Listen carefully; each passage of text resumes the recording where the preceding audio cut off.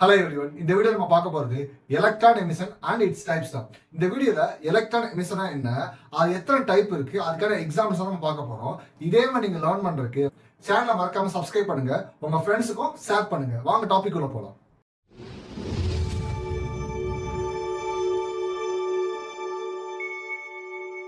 Students, பேசிக் definition பார்க்கலாம். Electron emission நீங்க ஹெட்டிங்லேயே பாருங்க. எமிஷன் என்ன அர்த்தம்? வெளியே போகுதுன்னு அர்த்தம். எது வெளியே போகுது? எலக்ட்ரான் வெளியே போகுது. அப்ப எலக்ட்ரான் ஒரு மெட்டல் இருந்தோ ஒரு ஆப்ஜெக்ட் இருந்தோ வெளியே போச்சுன்னா அந்த ப்ராசஸ்க்கு பேர் தான் எலக்ட்ரான் எமிஷன்.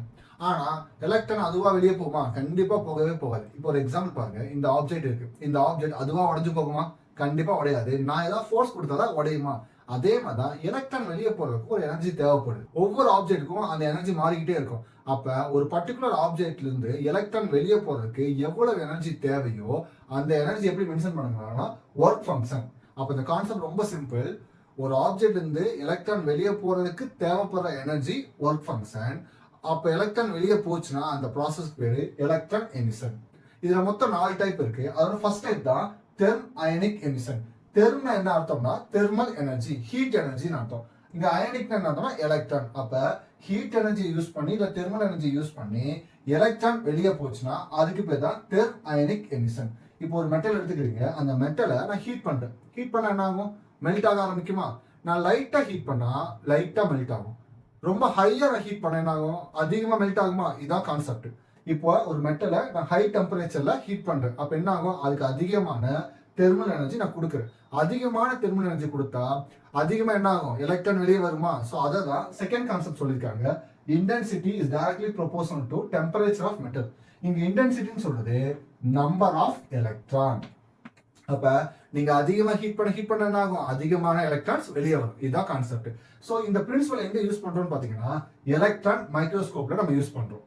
செகண்ட் டைப் பாருங்க, ஃபீல்ட் எமிஷன். ஃபீல்டுனா நம்மகிட்ட 2 இருக்கு. ஒன்னு எலக்ட்ரிக் ஃபீல்டு இருக்கு, இன்னொன்று மேக்னெட்டிக் ஃபீல்டு இருக்கு. பட் நம்ம யூஸ் பண்றது பாத்தீங்கன்னா ஸ்ட்ராங் எலக்ட்ரிக் ஃபீல்ட். இங்க எலக்ட்ரிக் ஃபீல்ட் எப்படி மென்ஷன் பண்றாங்கன்னா ஒரு ஆனோட் ஒரு கேத்தோட். ஆனோட்னா பாசிட்டிவ், கேத்தோட்னா நெகட்டிவ். அந்த மாதிரி 2 டெர்மினல் எடுத்துக்கிறாங்க. அந்த 2 டெர்மினலுக்கு நடுவுல ஒரு ஆப்ஜெக்டையோ ஒரு மெட்டலையோ வைக்கும் போது அந்த மெட்டலுக்கு எலக்ட்ரான்ஸ்லாம் என்ன ஆகும்? கண்டிப்பா பாசிட்டிவ் சைடு மூவ் ஆகுமா?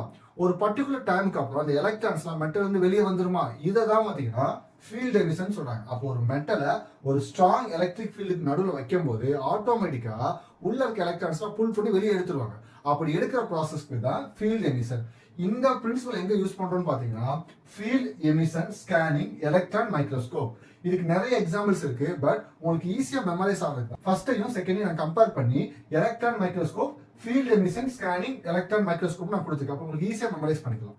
தேர்ட் டைப் பாருங்க, போட்டோ எலக்ட்ரிக் எமிஷன். இங்க போட்டோனா என்ன அர்த்தம்னா ரேடியேஷன் அர்த்தம்.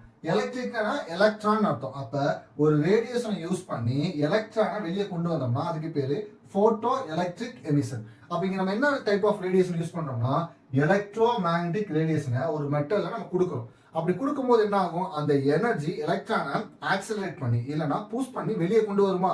அப்படி கொண்டு வர்ற பேர் தான் எலக்ட்ரான் எமிஷன். அதுக்கு என்ன பிரின்சிபல் யூஸ் பண்றோம்னா போட்டோ எலக்ட்ரிக் எமிஷன்.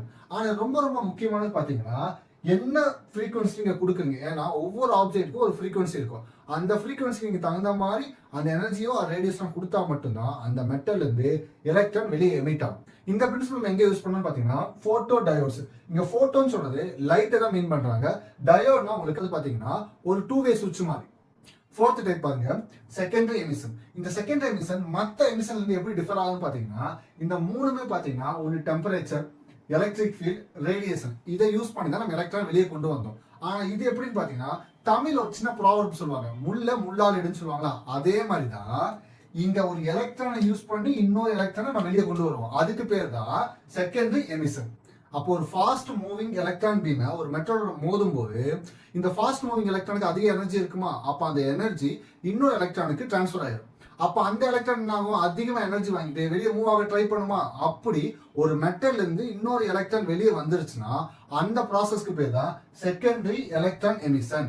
அப்படி வெளியே வந்த எலக்ட்ரானுக்கு பேர் தான் செகண்டரி எலக்ட்ரான். அப்ப இங்க நம்ம யூஸ் பண்ணது ஃபாஸ்ட் மூவிங் எலக்ட்ரான் பீம் வந்து பிரைமரி எலக்ட்ரான், அது மூலமா வெளியே வந்தது செகண்டரி எலக்ட்ரான்.